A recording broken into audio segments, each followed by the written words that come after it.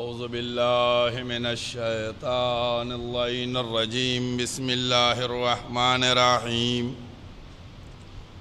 الحمد للہ الذی لا یبلغ مدحتہ القائلون ولا یحصی نعماءہ العادون ولا یؤدی حقہ المجتہدون الذی لا یدرکہ بعد الہمم ولا ینالہ غوث الفتن الذي ليس لصفته حد محدود ولا نعت موجود ولا وقت معدود ولا أجل ممدود فترى الخلائق بقدرته ونشر الرياح برحمته ووتدا بالصخور ميدان أرضه والصلاة والسلام على سيد الأنبياء والمرسلين قاتم النبيين سيدنا الممجد بشير المسدد نذير المؤيد المصطفى الأمجد المحمود الأحمد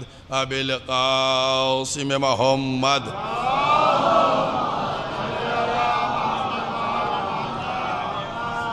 وأهل بيته طيبين الطاهرين المعصومين المظلومين أما بعد فقد قال الله سبحانه تبارك وتعالى في كتابه المحكم وخطابه المتقن وقوله الأحسن بسم الله الرحمن الرحيم لقد ذرأنا لجهنم كثيرا من الجن والإنس لهم قلوب لا يفقهون بها ولهم أعين لا يبصرون بها ولهم آذان لا يسمعون بها أولئك كالأنعام بل هم أضل أولئك هم الغافلون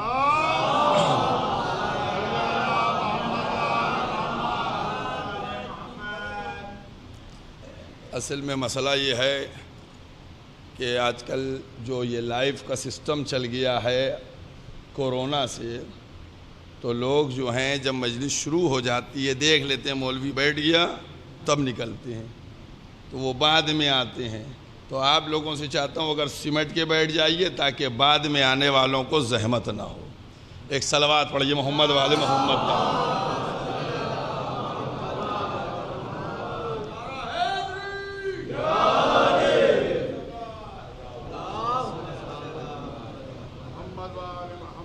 قرآن کریم کے یہ الفاظ جن کو مسلسل سرنامہ قرار دیا جا رہا ہے اور ولایت مولائے کائنات اس کے سلسلے میں یہ بتلایا جا رہا ہے کہ دیکھو بغیر ولایت آنکھ ہوگی لیکن اندھے بنے رہو گے، کان ہوں گے لیکن بہرے بنے رہو گے، دل تمہارے پاس ہوگا لیکن وہ متحرک نہیں ہوگا، کیونکہ اتنا یاد رکھو قرآن ہے، قرآن کتاب ہے لیکن معلم کتاب علی ہیں، قرآن دعویٰ ہے لیکن دلیل علی ہیں، قرآن ہادی ہے لیکن علی ہدایت ہیں، قرآن جید ہے لیکن علی سید ہے، قرآن کے ایک نقطے کا انکار کرو تو کفر ہے، علی کے ایک فضائل کا انکار کرو تو کفر ہے، قرآن سے جس نے منہ موڑا وہ لعنتی بن گیا، علی سے جس نے منہ موڑا وہ لعنتی بن گیا۔ قرآن پڑھنا تلاوت ہوتی ہے، علی علی کرنے سے عبادت ہوتی ہے۔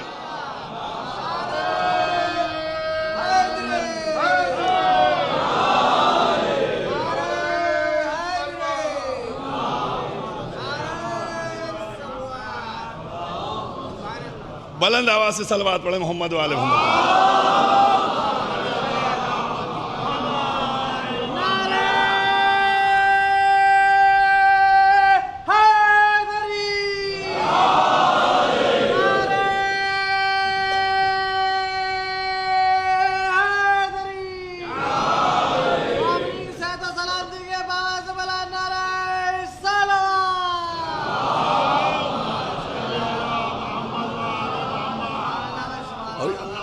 قرآن پڑھو تو تلاوت ہوتی ہے، علی علی کرو تو عبادت ہوتی ہے۔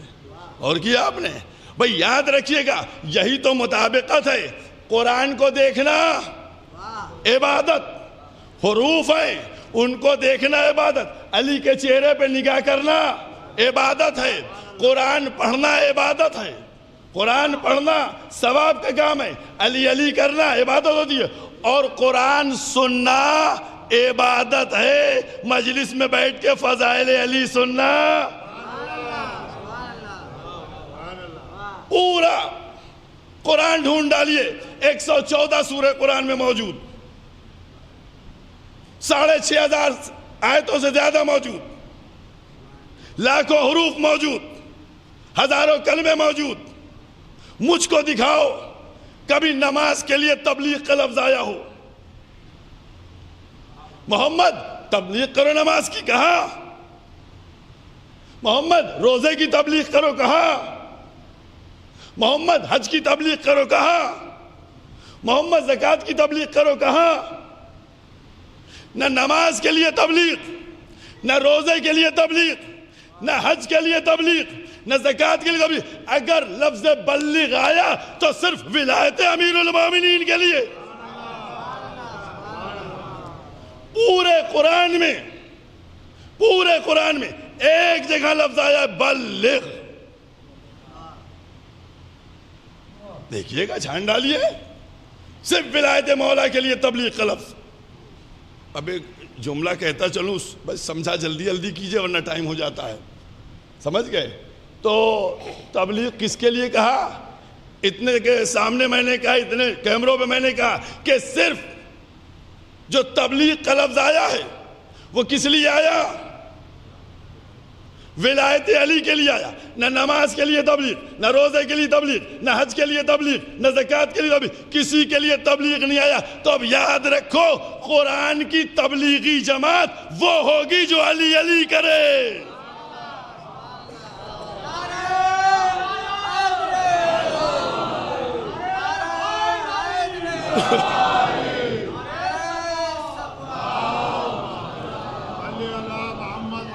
بہت توجہ کیجئے گا، تھوڑا سا 2-3 جملے ہیں۔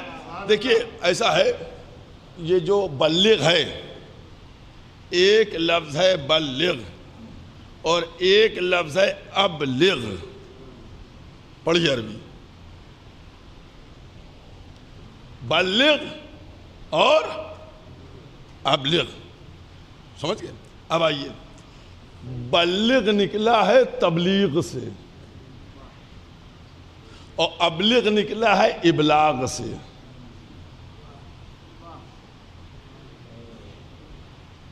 ابلاغ سے کیا نکلا؟ ابلغ، اور تبلیغ سے کیا نکلا؟ بلغ۔ اب آئیے پوچھیے عربی سے، اچھا تبلیغ کے معنی تو آپ لوگ بھی جانتے ہیں، تبلیغ کے معنی کیا ہوتے ہیں؟ بھئی تبلیغ کیجئے، اس کا مطلب کیا ہوا بتائیے آپ؟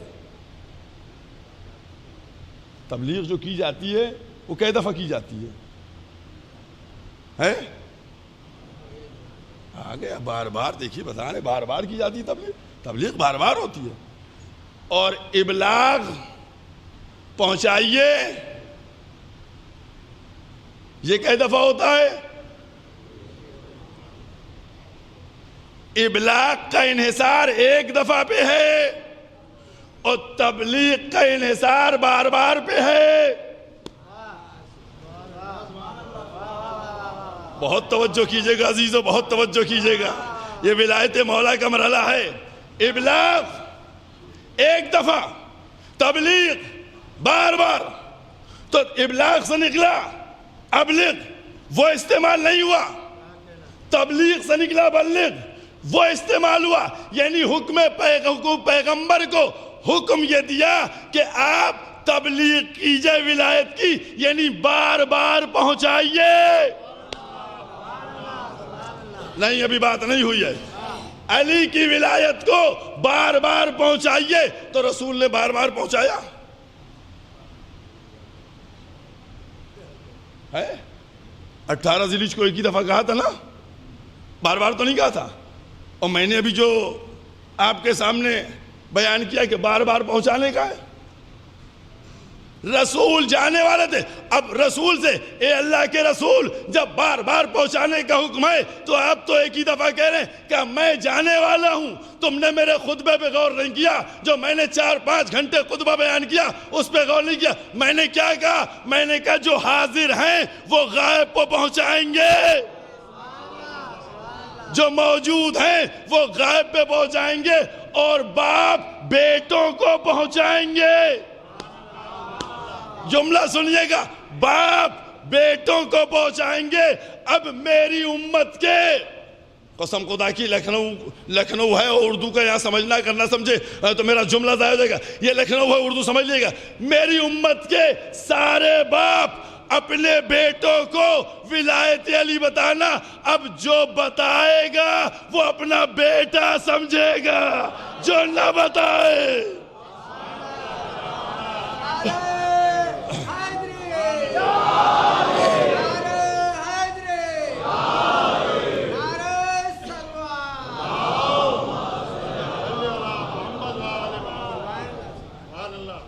میں سمجھتا ہوں میں 1 گھنٹہ بولتا ہوں. آپ لوگ اگر یہ صلوات اور نعرے کا ٹائم ملا لیں تو 5-7 منٹ بولتے ہیں. ہم 1 گھنٹے میں آواز اپنی نہیں روک پاتے ہیں, آپ 5-7 منٹ میں تھک جاتے ہیں.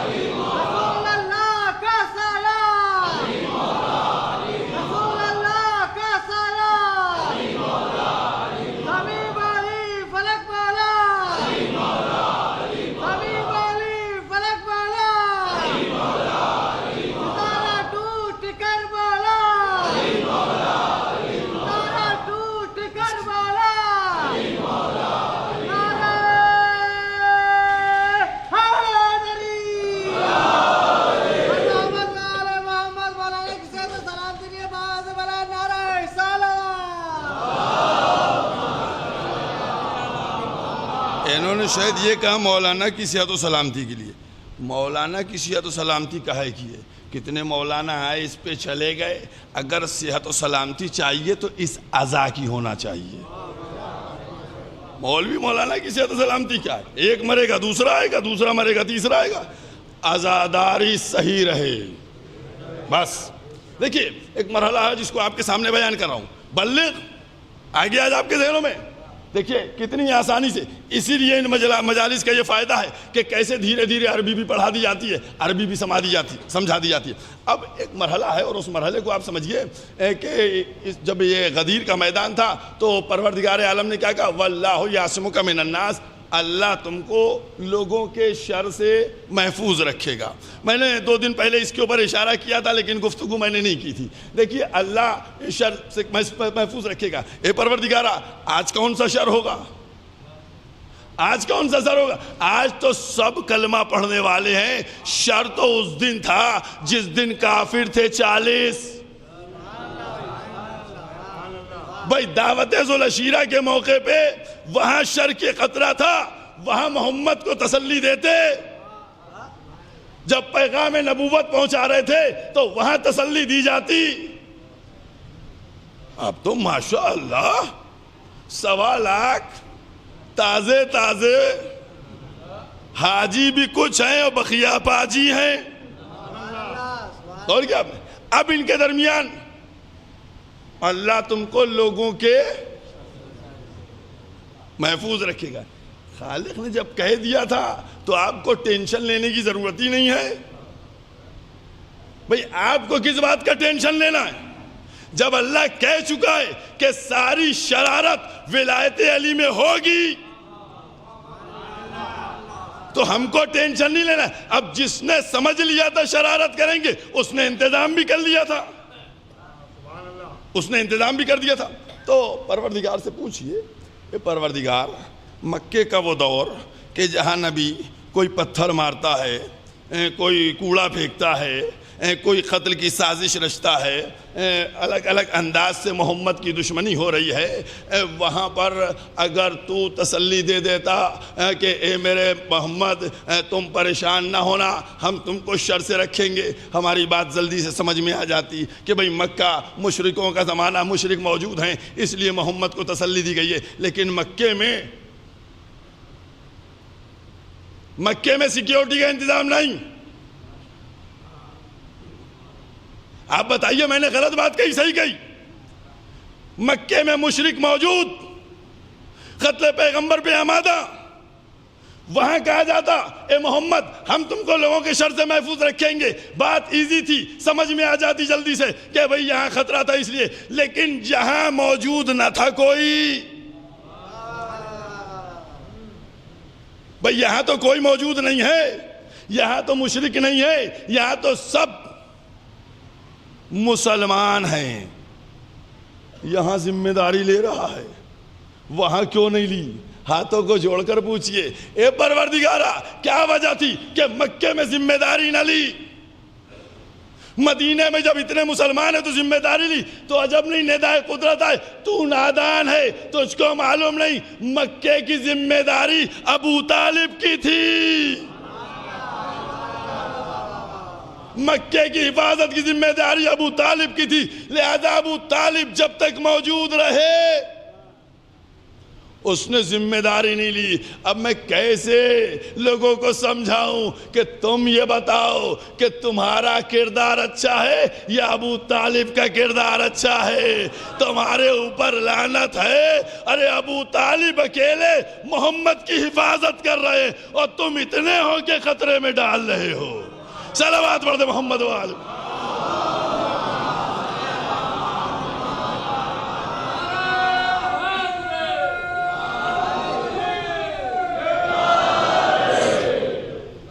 ایک مرحلہ ہے اور اس مرحلے کو آپ کے سامنے بیان کرنا ہے، اور اس مرحلے کے اوپر آپ بہت غور فرمائیے گا۔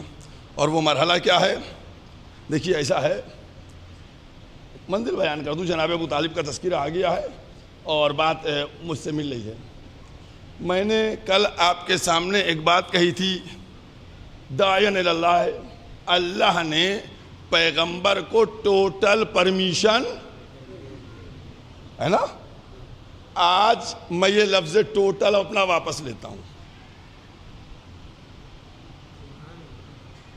جو میں نے کل ٹوٹل کہہ دیا تھا آج اس کو واپس لیے لیتا ہوں۔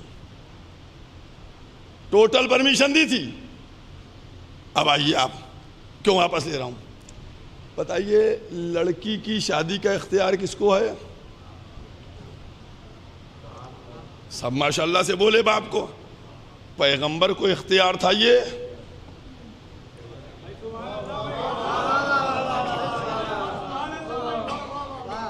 اللہ کے واسطے ہم سے زیادہ نہ پڑھوائیے گا اور سمجھ لیجئے گا جلدی جلدی، پیغمبر کے پاس یہ اختیار تھا؟ نہیں تھا۔ لوگ رشتہ لے کے آتے تھے، کہتے تھے کہ اللہ کے رسول بیٹی کی شادی کے بارے میں، کہا یہ میرے اختیار میں نہیں۔ یا رسول اللہ بیٹی کی شادی میرے اختیار میں نہیں۔ اے رسول اللہ چاند کو توڑنا آپ کے اختیار میں، سورج کو پلٹانا آپ کے اختیار میں، درختوں کو جلانا آپ کے اختیار میں، سنگریزوں سے کلمے پڑھوانا آپ کے اختیار میں، اور جو سب کے اختیار میں وہ آپ کے اختیار میں نہیں۔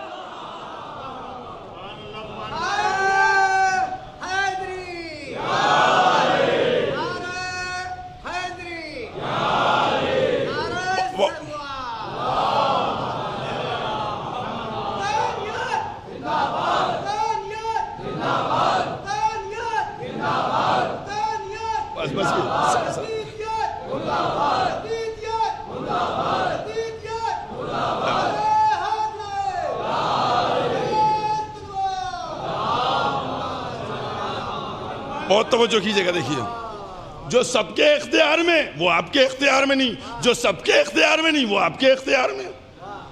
پیغمبر جواب دیں گے کہ میں لوگوں کو مسلمان بنانے آیا ہوں، میری بیٹی ہے معصومہ، میری بیٹی ہے معصومہ، لہذا اب جب ادھر سے معصوم کا انتظام ہوگا تو میری بیٹی کا نکاح ہوگا، لہذا یہ میرے پاور میں نہیں ہے۔ یہاں پر ایک جملہ کہوں، سمجھیے گا، ہم اردو میں بول رہے ہیں، دیکھیے سمجھیے گا بہت۔ کون کون رشتہ لے کے گیا تھا؟ اب میں قسم خدا کی ایسا جملہ کہنے جا رہا ہوں، سنا نہیں ہوگا آپ نے۔ کون کون رشتہ لے کے گیا تھا؟ جو رشتہ لینے گیا تھا پیغمبر کے پاس کہ بیٹی کا رشتہ دیجئے، رحمت للعالمین کو اتنا غضب آیا کہ ان کے گھروں سے رشتہ لے آئے۔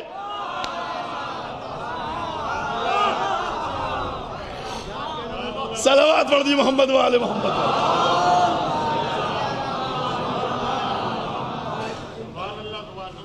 اور کیا لے آئے رشتہ۔ اب آئیے منزل کے بعد جبریل امین آئے، آنے کے بعد کہنے لگے اے پیغمبر، اللہ آپ کو سلام کہتا ہے اور اللہ یہ کہتا ہے کہ اس نے نور کا نکاح نور سے، کیا کہا تھا اس کے آگے؟ نور کا نکاح نور سے پڑھ دیا۔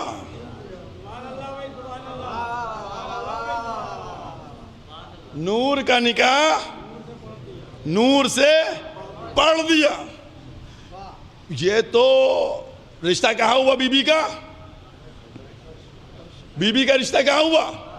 آسمان پہ۔ یہ تو اس آسمانی رشتے کو چھپانے کے لیے کہا گیا رشتے تو آسمان پہ طے ہوتے ہیں۔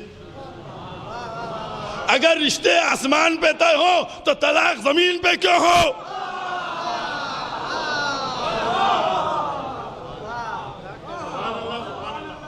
پھر طلاق زمین پہ کیوں ہو؟ یہ صرف اس رشتے کو چھپانے کے لیے۔ رشتہ ہو گیا، طلاق، نکاح۔ پوری تاریخ میں یہ ایک واحد نکاح ہے، واحد نکاح ہے جو 2 دفعہ ہوا۔ پہلے عرش پہ ہوا، پھر فرش پہ ہوا۔ 2 دفعہ نکاح، پہلے عرش پہ، پھر ہو گیا۔ اس میں کسی کو کوئی شک تو نہیں ہے؟ عرش پہ ہوا تھا نا نکاح، ہے نا؟ سب کہہ رہے پیغمبر کا نکاح کس نے پڑھا تھا؟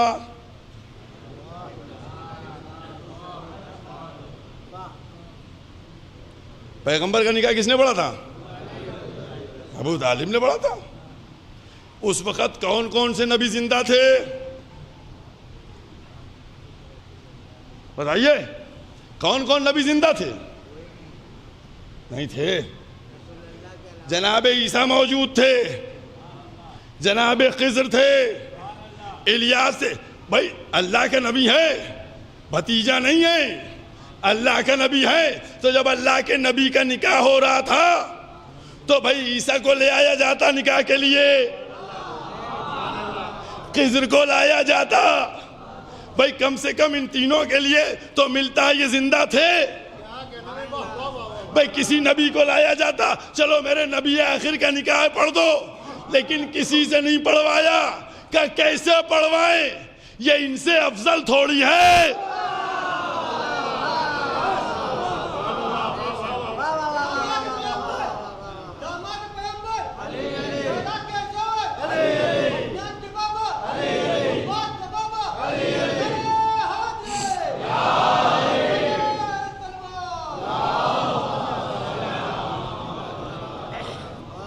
اور کیا آپ نے تو کس نے پڑھا نکاح؟ ابو طالب نے، ہے نا؟ کس کا نکاح ہوا تھا؟ اللہ کے رسول کا نکاح ہوا تھا۔ وما محمد الا رسول، کچھ نہیں، صرف رسول ہیں۔ تو رسول کا نکاح کس نے پڑھا؟ اور کیا آپ نے؟ رسول کا نکاح جناب ابو طالب نے پڑھا۔ اب آپ یہ بتائیے، غور توجہ کر کے بتائیے کہ اللہ کے رسول کا نکاح جناب ابو طالب نے پڑھا۔ بار بار احتیاط سے کہہ رہا ہوں، اللہ کے رسول کا نکاح جناب ابو طالب نے پڑھا۔ تو اب یہ کیا ہوا؟ اللہ پر کیا ہوا؟ کوئی زمین پر نہیں تھا. کس نے پڑھا؟ جناب ابو طالب نے نکاح پڑھا. اللہ پر احسان، ذات باری تعالیٰ پر احسان کہ اس کے رسول کا نکاح پڑھا.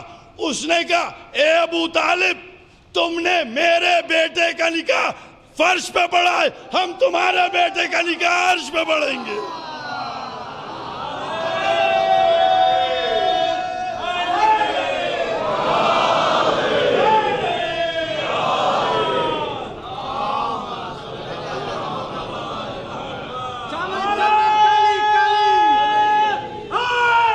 سب مل کے کہیے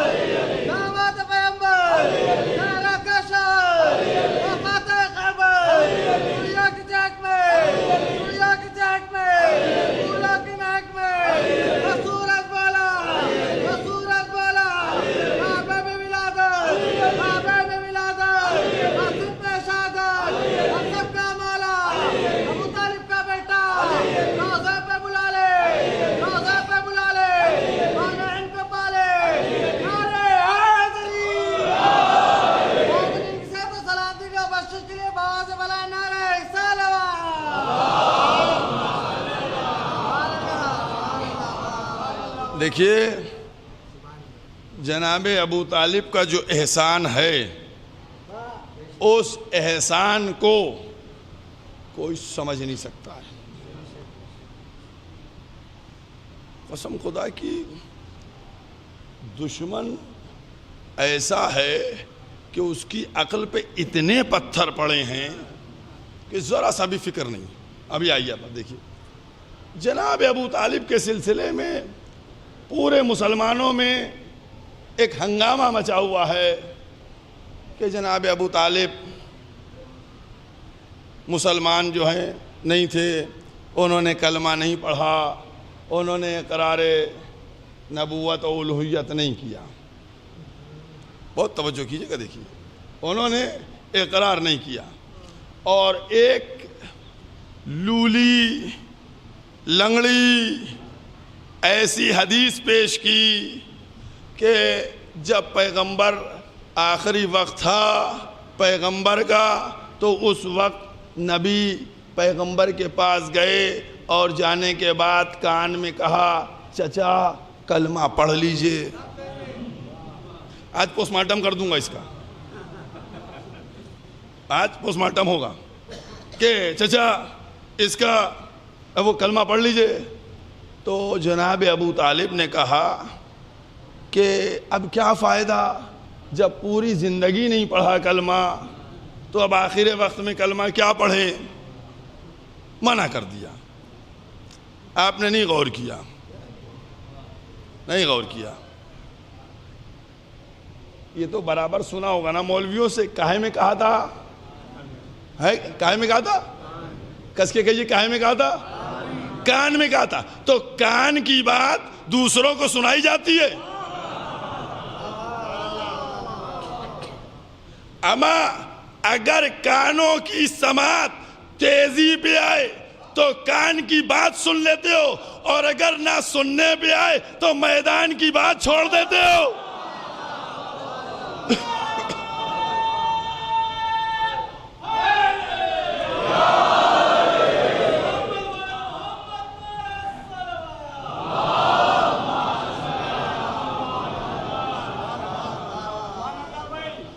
میں نے سن لیا تھا. اب آئیے میں نے کہا پوسٹ مارٹم کر دوں گا. آج اس کا پوسٹ مارٹم.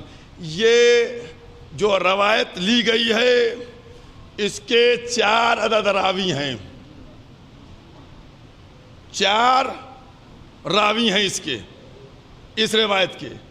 یا ان سے نقل کی گئی ہے، یا ان سے نقل کی گئی ہے، یا ان سے نقل کی گئی ہے، یا ان سے نقل کی گئی ہے.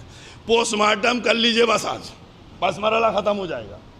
کہا انہوں نے بھی بتایا، انہوں نے بھی بتایا، انہوں نے بتایا۔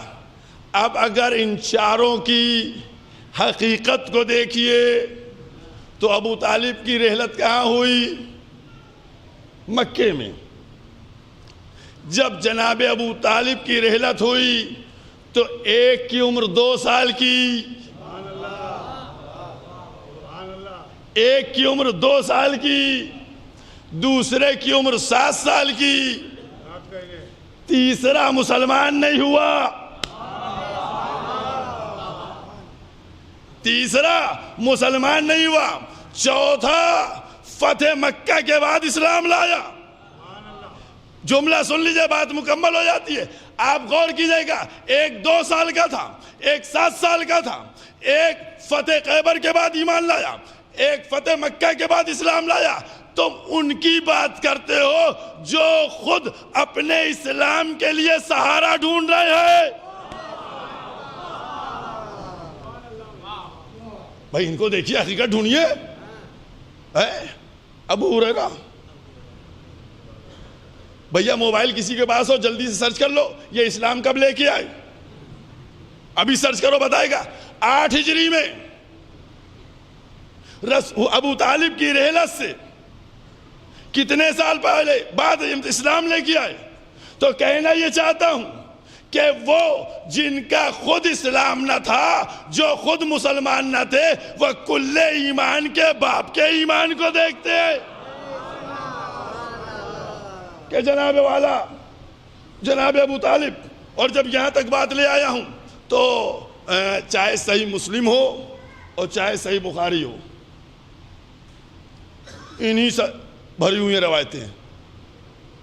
یہی ابو، ان سے روایتیں بھری ہوئی ہیں، دن روایتیں آ رہی ہیں۔ ایک روایت ان کی بتا دوں آپ کو، ایک روایت سناؤں آپ کو ان کی؟ چلیے سن لیجئے، صلوات پڑھیے محمد والے محمد۔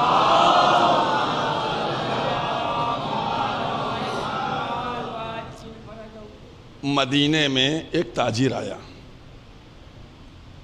مدینے میں ایک تاجر آیا، آنے کے بعد پیاز لے کے آیا تھا، پیاز لے کے آیا۔ 15-20 اونٹ اس کے پاس تھے، پیاز سے لدے ہوئے تھے، اور اس نے کہا کہ پیاز بیچنے کے لیے آیا تھا۔ وہ پیاز اس کی بک نہیں رہی تھی۔ یہ موجود تھے، ان کے پاس گیا، کہا حضور آپ حیات رسول سے ہیں، آپ کی زبان میں کچھ تاثیر ہوگی، ایسا کیجئے دعا کر دیجئے کہ میری پیاز بک جائے۔ انہوں نے کہا دعا ہوا کو ڈالو، چھوڑ، معاملہ ہے دھندے کا، ہم کو دو گے کتنے؟ معاملہ دھندے کا ہے، ہم کو تم دو گے کتنا؟ جو بھی معاملہ طے ہوا، آخر میں معاملہ طے ہوا آدھے آدھے پہ، کہ آدھا دو تو ابھی بکوا دیتے ہیں۔ راضی ہو گیا، اب کیا کرے بیچارہ، کہ 20 اونٹ جو ہیں اگر 10 بھی مل جائیں گے تو کم سے کم ہمارا معاملہ تو ہو جائے گا۔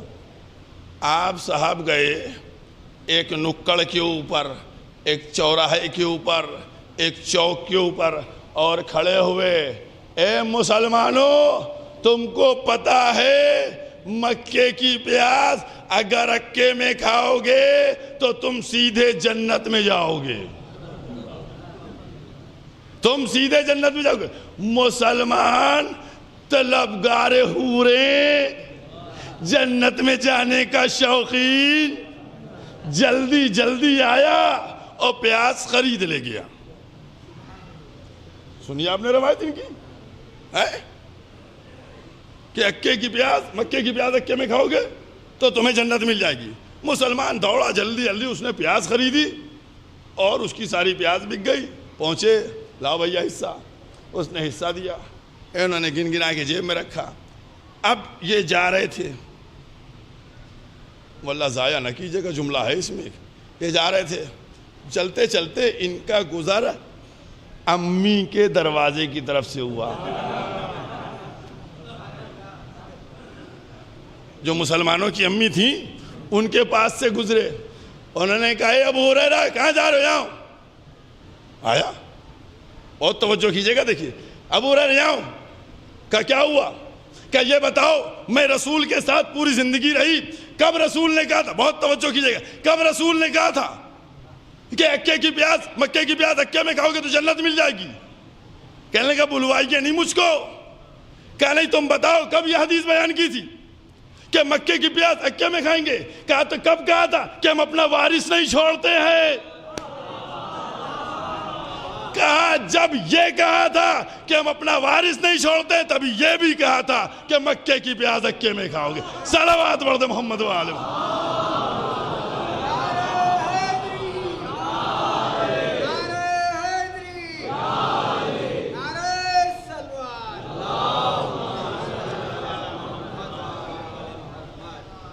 تصور کیا آپ نے, یہ ہے منزل اور یہ ہے.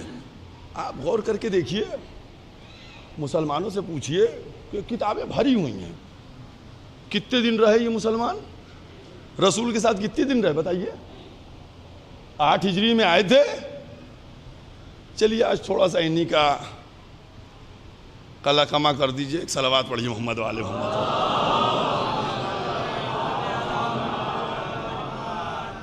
آٹھ ہجری میں 2 سال رہے نا. حدیث ہے, اما کون سی میموری تھی, کون سی چپ لگی ہوئی تھی, جو رسول کر رہے سب note note note note note. سب پوچھئے گا, سب مسلمانوں سے پوچھئے گا, تاریخ اسلام سے پوچھئے گا, ہم سے بحث مت کیجئے, جا کر اپنے علماء سے پوچھئے گا بھئی کیسے ان کے ذہن اتنا تیز تھا. ادھر رسول نے کچھ بولا فیڈ, ادھر رسول نے کچھ بولا فیڈ, سب کچھ ان کے ذہن کی چپ میں چلا جا رہا ہے. کہنے آپ کو نہیں معلوم؟ میں نے کہا مجھ کو کچھ نہیں معلوم, بتائیے آپ. کہنے سنیے بیٹھ کے واقعہ ایک. میں نے کہا جی سنائیے واقعہ. کہنے دیکھیے واقعہ اصل میں یہ ہے کہ ایک دن پیغمبر اسلام مسجد میں تشریف فرما تھے. بہت توجہ کیجئے, پیغمبر مسجد میں تشریف فرما تھے. جب پیغمبر مسجد میں بیٹھے ہوئے تھے, ایک دودھ کا پیالہ تھا پیغمبر کے پاس, وہ دودھ پی رہے تھے, وہ دودھ پی رہے تھے. اتنے میں دودھ انہوں نے تھوڑا پیا کہ اتنے میں اندر سے آواز آئی, پیغمبر اندر چلے گئے. ان کو لگی تھی بھوک, ان کو, یہ بیٹھے ہوئے تھے, ان کو لگی تھی بھوک. انہوں نے دائیں بائیں دیکھا اور پورا پیالہ کپ کا. تو کہا میموری اتنی شارپ اس لیے ہو گئی تھی کیونکہ انہوں نے رسول کا جھوٹا دودھ پی لیا تھا.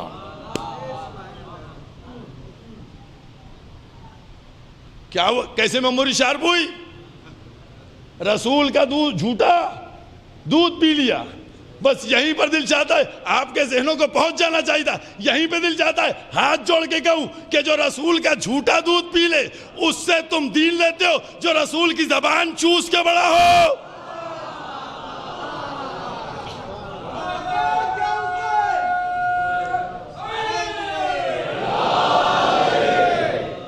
بس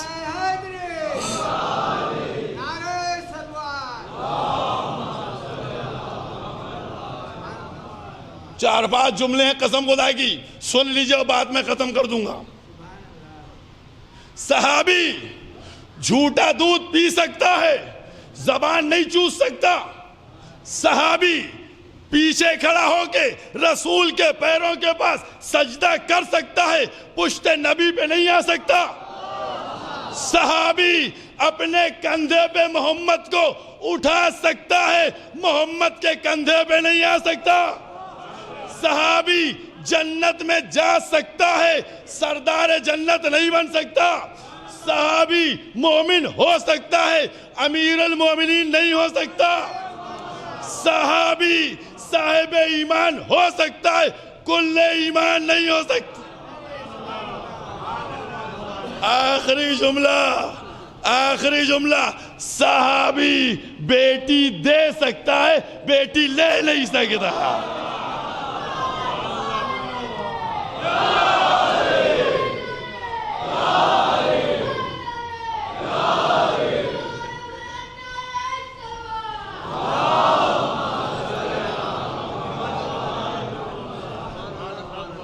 عظمت ہے ولایت کی.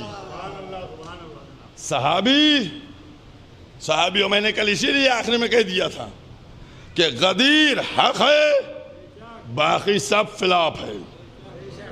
آپ ایک جملہ تو اور کہہ دوں نا، ہر ایک جنت کے چکر میں ہے. جو ہے وہ ہم بھی جنت میں جائیں گے، ہم بھی جنت میں جائیں گے، ہم بھی جنت میں جائیں گے، سب جنت میں جائیں گے. اب دو جملے سن لیجئے اور ایک صلوات پڑھ دی محمد والے محمد.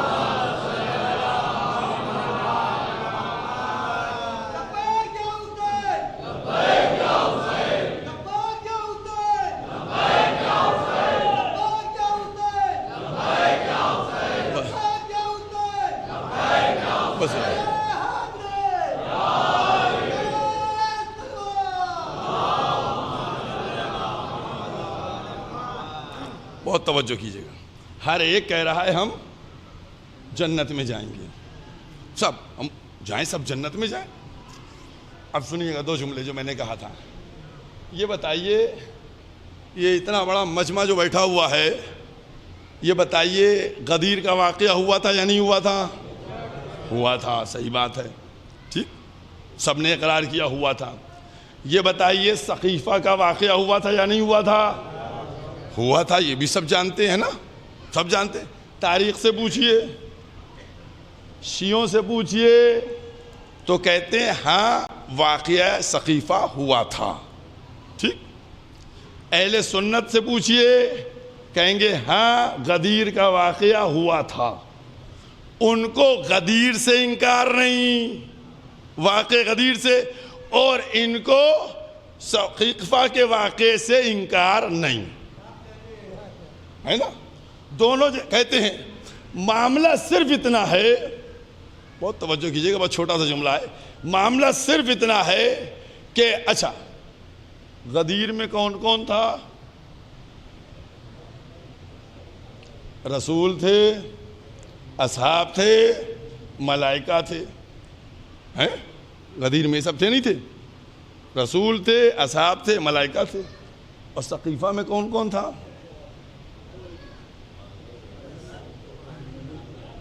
میں آپ لوگوں کو بتا کے آیا ہوں. دیکھیے آپ لوگوں کو کئی دفعہ میں نے بتایا ہے اور قرآن کے حوالے سے بتایا ہے.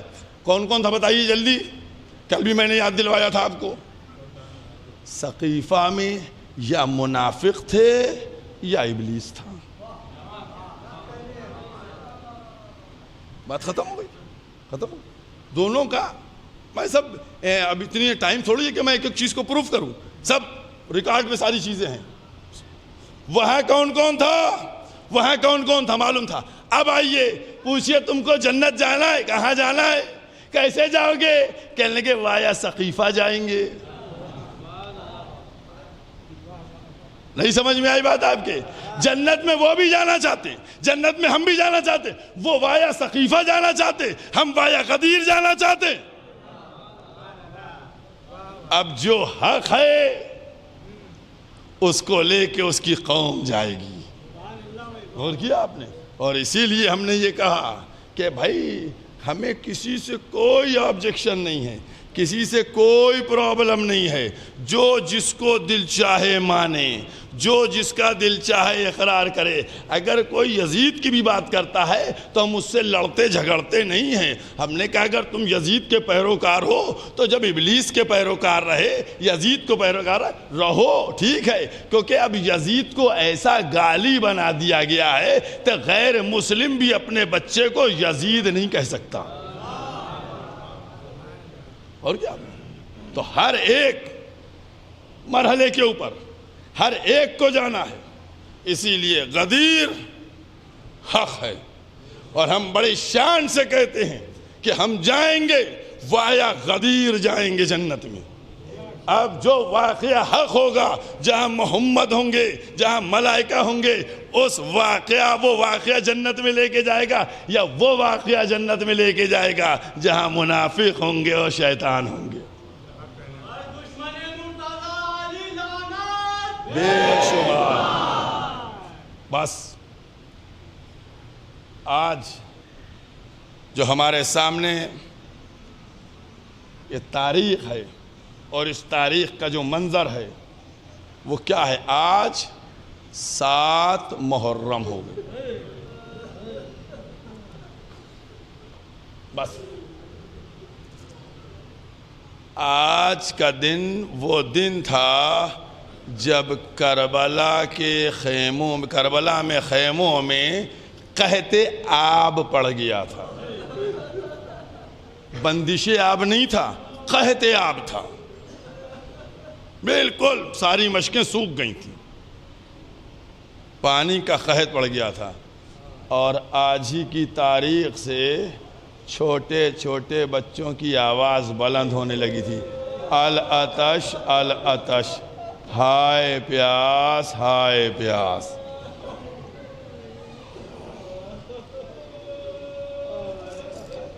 عزاداران امام مظلوم، تم نے اپنی آنکھوں کو آمادہ کیا، تم نے اپنے رومال تیار کیے، آج تم کو معلوم ہے کس کو پرسہ دینا ہے؟ آج 7 محرم ہے، ایک بیوہ کو اس کے یتیم بچے کا پرسہ دینا ہے، ایک دلہن کو اس کے دولہا کا پرسہ دینا ہے۔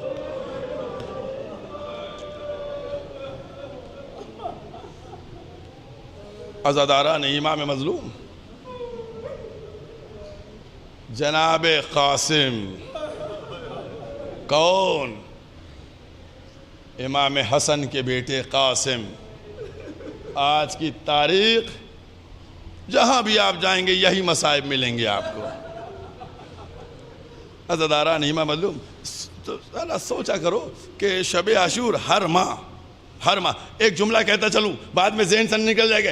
میں نے متواتر کئی راویوں سے اس روایت کو پڑھا ہے، کتاب میں دیکھ کے آیا ہوں، دعوے کے ساتھ ہر راوی نے لکھا کہ قاسم جب خیمے سے نکلے تو ایک چاند نکلا تھا۔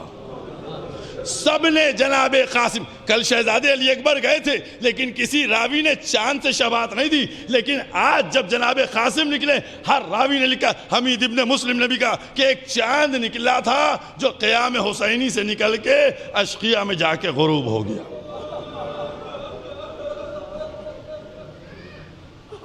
کم سن بچہ، جب وقت آیا چچا کے سامنے ہاتھوں کو جوڑا، وہ سب روایتیں چھوڑتے ہوئے ہاتھوں کو جوڑا، کہا چچا مجھ کو مرنے کی اجازت دیجئے۔ امام حسین نے چہرے کو دیکھا، کہا اے بیٹا قاسم، تم تو میرے بھائی حسن کی نشانی ہو، تمہاری شباہت میرے بھائی حسن سے ہے، ملتی ہے، تم اس سے مشابہ ہو، جب بھیا حسن کو دیکھنے کو دل چاہتا ہے تم کو دیکھ لیتا ہوں۔ اجازت نہیں دی، جناب قاسم چلے گئے۔ جانے کے بعد جناب قاسم بیٹھ گئے، سر کو زانوؤں پہ رکھا، ہاتھ یوں رکھے، جیسے ہی ہاتھ بازوؤں پہ گئے ایک دفعہ ہاتھ سے کوئی چیز ٹکرائی، جیسے ہی ٹکرائی تو تعویذ بازو پہ بندھا ہوا ہاتھ میں آیا۔ فوراً ذہن نے کام کیا، یہ تو میرے بابا نے تعویذ باندھا تھا، اماں نے بتایا تھا کہ بابا نے کہا تھا جب سخت وقت پڑے تو اس تعویذ کو کھول لینا۔ جلدی سے قاسم نے اس تعویذ کو کھولا، اب جو اس کو پڑھنا شروع کیا اس پہ لکھا تھا، اے بیٹا قاسم جب تم تعویذ کھولو گے تمہارا چچا نرغہ یادہ میں گر چکا ہوگا، اے قاسم ہم نہیں ہوں گے لیکن ہماری طرف سے اپنے کو نثار کر دینا۔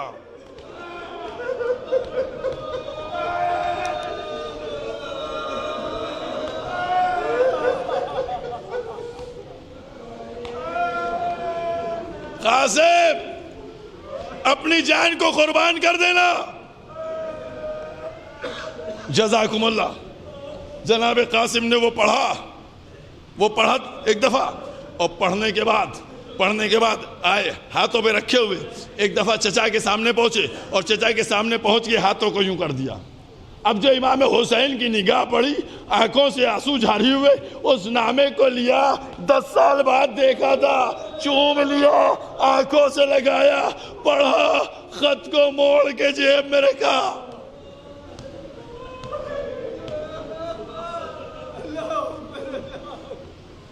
مقاتل میں ملتا ہے کہ اب قاسم کو اپنے سینے سے لگا کے رونا شروع کیا۔ اے عزادارو، اتنا روئے کہ آپ کی ریش مبارک تر ہو گئی۔ راوی کہتا ہے کہ قریب تھا کہ غش آ جائے۔ جزاکم اللہ۔ جناب قاسم، اس کے بعد قاسم کا ہاتھ پکڑا، جناب عباس کو آواز دی، خیمے میں پہنچے، اور خیمے میں پہنچنے کے بعد آواز دی شہزادی زینب کو، کہا زینب وہ میرے بھائی کے تبرکات والا صندوق لے کے آؤ۔ صندوق آیا۔ عزاداروں، جناب عباس جناب زینب سے فرماتے مظلوم کربلا کہ میرے بھائی کی وصیت تھی، اس وصیت پہ عمل ہو رہا ہے، قاسم کا عقد کبرا کے ساتھ ہوگا۔ عزاداران امام معلوم، قاسم کا عقد وہ کبرا کے ساتھ ہوگا۔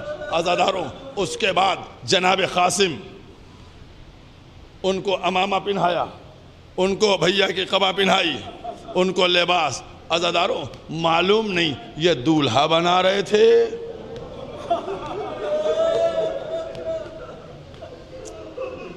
جناب کبرا تشریف لائیں، جناب قاسم بیٹھے، جناب فروا بھی موجود ہیں، جناب عباس بھی موجود ہیں، جناب زینب بھی موجود ہیں۔ امام حسین نے جناب کبرا کا نکاح جناب قاسم کے ساتھ جب نکاح ہو گیا، جناب عباس امام حسین باہر چلے گئے۔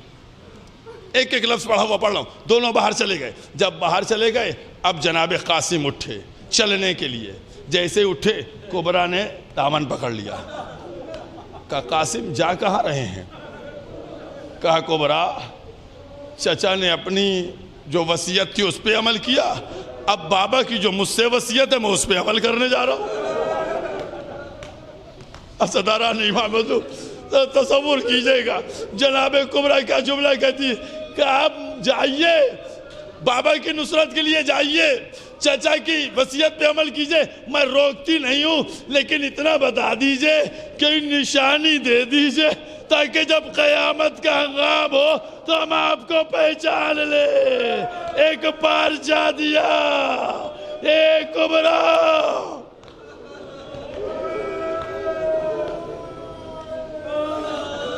اس کے بعد جناب کبرا کو جناب زینب و جناب فروا کے حوالے کیا کہ اے پھوپھی، اے اماں، یہ میری امانت ہے۔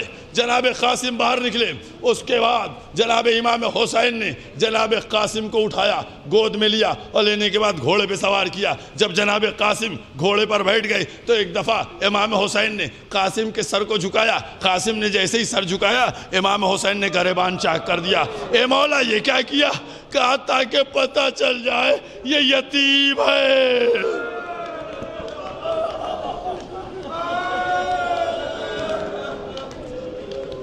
گریبان چاک کر دیا۔ جزاکم اللہ۔ جناب قاسم میدان کی طرف چلے، جنگ کرنا شروع کی۔ اللہ اکبر، بڑی بہادری سے جنگ کی، بڑی شجاعت سے جنگ کی، اس انداز سے جنگ کر رہے تھے کہ دشمن جو ہے وہ بھاگ رہا تھا۔ جب دشمن اس طریقے سے بھاگ رہا تھا، ایک دفعہ پسر ساتھ کھڑا ہوا، کہتا ہے کہ اس کے مقابلے میں کوئی نہیں جاتا۔ عرب کا ایک بہت بڑا پہلوان تھا، اس سے کہنے لگے، جس کا نام ارزق تھا، کہا اے ارزق، جاؤ اس کا سر لے کے آؤ۔ کہا تمہارا دماغ خراب ہو گیا پسر ساتھ، میں ایک بچے کے مقابلے میں جاؤں گا؟ میرے لیے 1000 کی فوج ہونا چاہیے تھی، میں 1000 سے اکیلے مقابلہ کرتا ہوں، میرے کسی بیٹے کو بھیج دے، وہ اس کا سر لے آئے گا۔ ایک بیٹے کو بھیجا، وہ واصل جہنم ہوا، دوسرے بیٹے کو بھیجا، وہ واصل جہنم۔ ارباب مقاتل لکھتے ہیں کہ 7 بیٹے تھے، ایک ایک کر کے سارے بیٹے گئے، قاسم نے سب کو واصل جہنم کر دیا۔ اس کے بعد اب جس کے اتنے بیٹے مر گئے ہوں، اس کی آنکھوں کے سامنے اندھیرا تھا، ایک ہاتھ میں تلوار لی، دوسرے ہاتھ میں بھالا لیا، قاسم پہ حملہ کرا۔ اب جو قاسم پہ حملہ کیا یہ بھی عباس کا شاگرد تھا، ادھر عباس کھڑے دیکھ رہے تھے، جیسے ہی حملہ کیا عباس نے قاسم نے اس کے حملے کو روک کے اب جو پلٹ کے حملہ کیا تو 2 حصوں میں تقسیم ہو گیا۔ جیسے یہ ہوا ادھر سے عباس نے آواز بلند کی، مرحبا مرحبا قاسم۔ اب مقاتل میں ملتا یہ، پورے لشکر یزید میں سناٹا چھا گیا، سانسیں ٹھہر گئیں۔ یہ شجاعت کا عالم تھا جناب قاسم کی، جنگ کر رہے تھے جناب قاسم۔ عزاداران امام مظلوم جناب قاسم جو ہے وہ جنگ کر رہے تھے، لیکن عزاداروں جیسے ہی پسر سعد نے یہ منظر دیکھا، اس نے آواز دی، اے لشکر والوں، اے فوجیوں، تمہاری غیرت کو کیا ہو گیا ہے؟ ایک کم سن بچہ لاشیں لگو ڈھیر لگائے دے رہا ہے اور تم ابھی تک کھڑے ہوئے ہو، سب مل کے حملہ کرو۔ عزاداروں لشکر والوں نے مل کر حملہ کر دیا۔ لشکر والوں نے حملہ کیا، کسی نے داہنی طرف سے حملہ کیا، کسی نے بائیں طرف سے حملہ کیا، کسی نے سامنے سے حملہ کیا، کسی نے پشت سے حملہ کیا۔ 3 دن کے بھوکے پیاسے قاسم اب گھوڑے پہ سنبھل نہ سکے۔ بس عزاداروں مجلس ختم ہونے کی طرف بڑھ رہی ہے آگے، لیکن ابھی تھوڑے سے مصائب پڑھوں گا۔ میں تھوڑا سا چاہ رہا ہوں کہ حق مصائب کا ادا کر دیا جائے۔ عزاداران معلوم جیسے ہی قاسم زخمی ہو گئے، زین سے زمین کی طرف چلے، آواز خیمے کا رخ کر کے آواز دی کہ اے چچا میری مدد کو آئیے۔ یتیم بھتیجے نے بلایا، حسین چلے، کیا دیکھا؟ ایک شقیق قاسم کی طرف بڑھ رہا ہے۔ حسین نے تلوار کو نکال لیا، چاہتے حملہ کرے، لیکن عزاداروں غضب ہو گیا۔ ادھر کے گھوڑے ادھر کے گھوڑے ادھر۔ قاسم زندگی میں اے چچا مدد کیجئے، اے چچا مدد کیجئے، اے چچا مدد کیجئے، اے چچا مدد کیجئے۔ قاسم پامال ہو گیا۔ جزاکم اللہ۔ عزادارو رونے میں کمی نہ لانا۔ قاسم زندگی میں پامال ہو گئے۔ حسین پہنچے، سر کو زانو پہ رکھا، اے قاسم تمہارے چچا کو بڑا شوق ہے، تم مدد کو بلاتے رہے۔ جزاکم اللہ، جزاکم اللہ۔ عزادارو قاسم دنیا سے چلے گئے، قاسم دنیا سے چلے گئے، رخصت ہو گئے۔ میں نے کہا تھا نا قاسم کو گھوڑے پہ بٹھایا تھا مولا نے، اتنے چھوٹے تھے قاسم۔ عزاداران معلوم کل شبی برآمد ہوئی تھی، تم نے دیکھی تھی نا؟ جو شبی کل برآمد ہوئی تھی اس کے اوپر کالی پوشش پڑی تھی، ہے نا؟ اس سے پہلے جو جناب اونو محمد کے بھی تابوت ہوئے اس پر بھی کالی پوش پڑی۔ لیکن عزادارو تم بتاؤ آج جو شبی برآمد ہوئے گی اس پہ کالی ہوتی ہے؟ اس پہ ہرے رنگ کا کپڑا پڑا ہوتا ہے۔ کبھی تم نے سوچا یہ ہرا رنگ کیوں پڑا ہوا ہے؟ عزادارو یہ بتلایا جاتا یہ ایک دولہا کا تابوت ہے۔ اے عزادارو حسین نے قاسم کا لاشا اٹھایا، سینے سے سینہ ملا ہوا، پیر زمین میں خط دے رہے، قاسم کا لاشا۔ خیمے میں پہنچے حسین، خیمے میں حسین پہنچے۔ ابھی مسائل پڑھوں گا۔ خیمے میں یہ قاسم کا لاشا پہنچ گیا۔ جیسے ہی خیمے میں پہنچا، ابھی کل تک یہ بتایا نا کہ جس کے بچے کا لاشا آتا تھا نا، سب بیبیاں اس کی ماں کو پرسا دیتی تھی۔ اونو محمد کا لاشا آیا، جناب زینب کو پرسا دیا۔ علی اکبر کا لاشا آیا، ان کی ماں کو پرسا دیا۔